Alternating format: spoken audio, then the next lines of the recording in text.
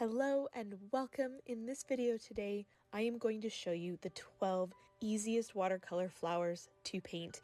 Anyone can paint these and you can paint them right now. I promise. I'm going to break it down into very simple shapes and steps. I have 12 squares I have sectioned off on my paper. You do not have to do that, but we are going to start with the rose. So with the tip of my brush and a very highly concentrated pigment of wash, I am just making some tiny circles around each other for the center of the rose. And then I'm making these really thin moon shapes around the outside of that center that we created. And I'm making sure they're staggered and alternating on top of each other. Then I just rinse my brush a little bit so there's still pigment on the brush and make more moon shapes on the outside. This gives the illusion that it's, darker and more folded in with more petals on the inside because that's where the pigment is. And then the petals are opening up and are lighter on the outside. And that's it. That's the rose. I feel like it's pretty straightforward and simple. It might take a second for you to be able to get those moon shapes layered in the right way that looks good to you, but it's a lot more straightforward than it might seem. And then you can add a pretty little jagged edged leaf on the side of your rose too.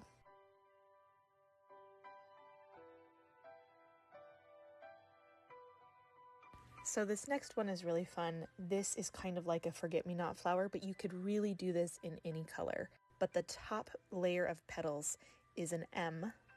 So you'll see I'm painting an M on the top. And then the bottom layer of petals is a W. So you can play around with the M and the W being different shapes, different heights, different thicknesses. Maybe they connect on one side or on both sides. But really breaking it down into those letters will help you know how to create all the right bumps to make it look like a really pretty flower. And again, like I said, this is more of a forget-me-not style, but you could paint this in pink and it would be a really cute little flower. I also want to show you how I clean things up when the bleed is too much, because I don't want too much green to bleed into my blue flower.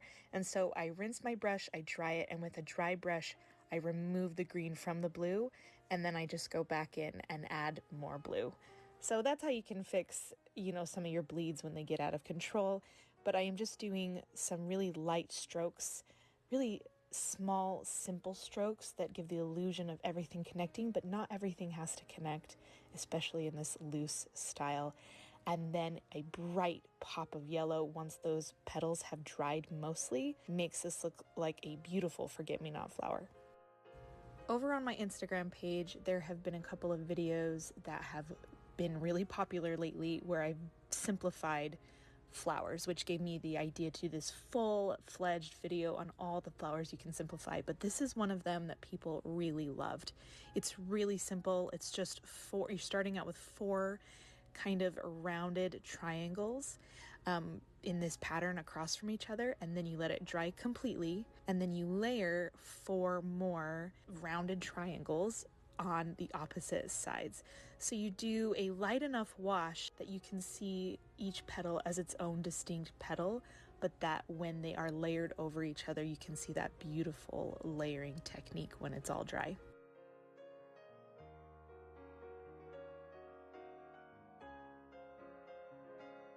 And then once the petals are all dry, you can add the center, and you can make it as simple or as fancy as you want it to be. You can leave it with just the yellow in the center. I added a little bit of darkness around the sides for more contrast and some simple leaves.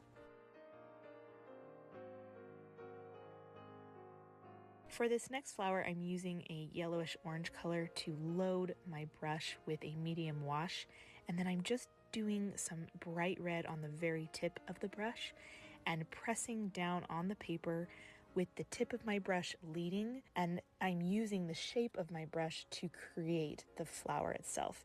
Now you could use the same technique to make 5 petals around a center. That would be really pretty, but for this one I'm just showing you how you can do kind of an individual bud type flower.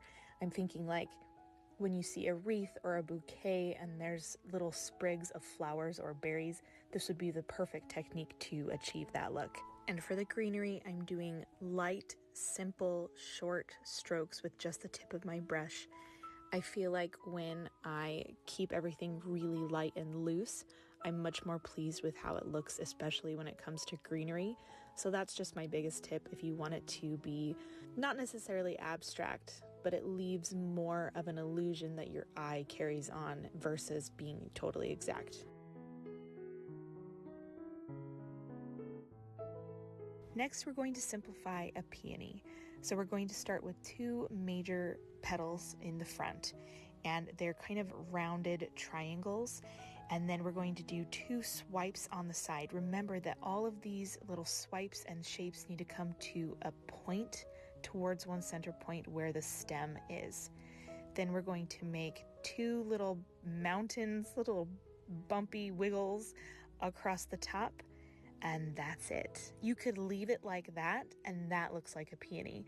I'm kind of zhuzhing up the sides a little bit because these little swipey parts are petals that we're looking at from the side. And then you can layer in more petals. Some peonies have petals that are kind of falling off the sides.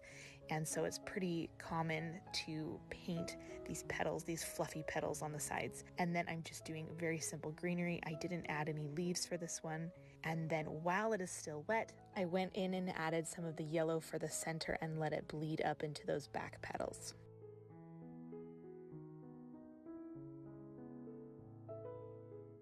Now I'm going to show you how to paint a lavender type flower. And again, you could totally switch up the colors of this one and it would be a different kind of flower. So you're going to make these little squiggle marks, kind of 3 little marks real quick. And you'll have thicker and more flowers along the bottom, and you're going to taper off into a cone as you get higher.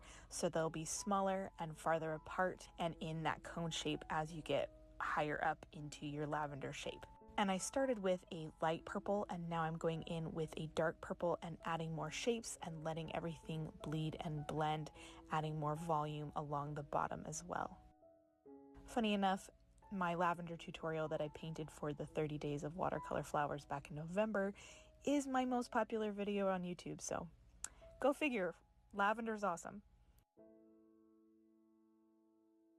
And then I did a dark green for the greenery in the lavender, making sure to add a lot of little tiny strokes to connect all of the little lavender branches. I did some greenery above where the top of the lavender ended, just to make it look like, new growth, new buds that would be coming off the lavender, some tiny little leaves on the side, and it was done.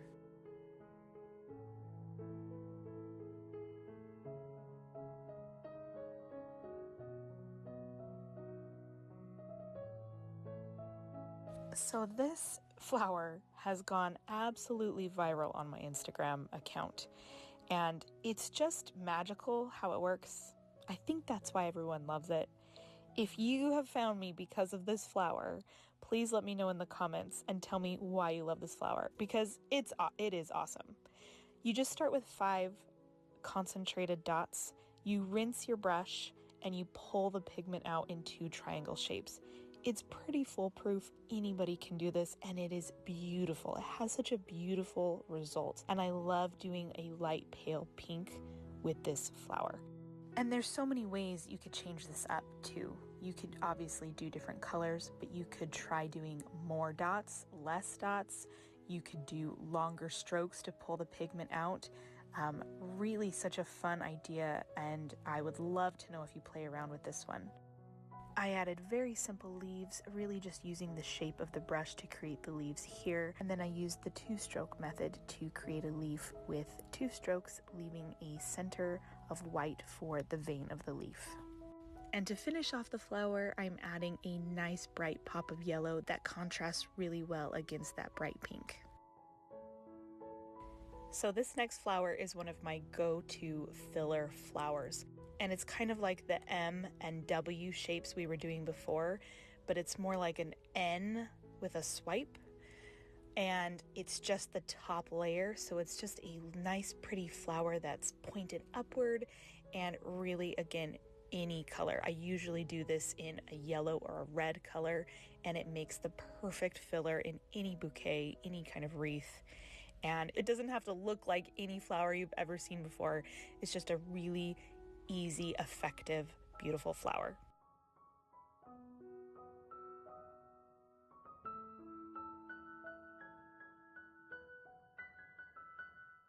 This next one is a daisy or a sunflower type flower, and I'm starting with the center. I'm putting in a very rough center in a kind of medium to highly pigmented wash, and then just tapping in the petals against the center so that it blends and bleeds in while pulling the petals outward. So the petal shape will depend on the shape of your brush. You could really use any round brush for this effect, and you're going to want to do this quickly so that it does continue to have that blending effect from the center up into the flower. This would be really pretty with a bright yellow center and pink flowers. You could really do any kind of thing with this technique. And then I'm just adding some darkness for contrast in the center of the flower. And that's it.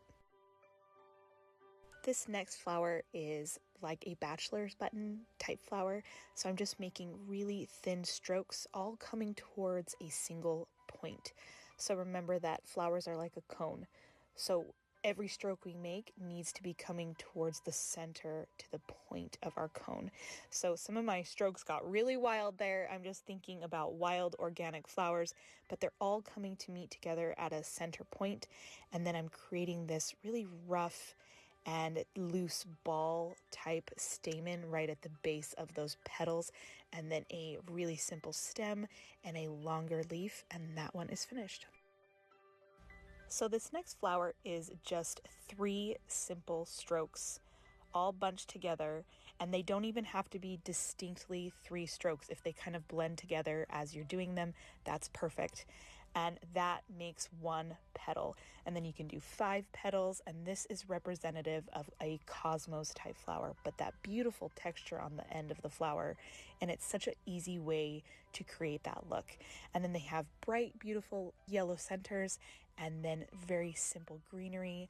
They do have really beautiful textured leaves, so I did 2 different versions of simple ways you can achieve that textured greenery look, and then this one is done.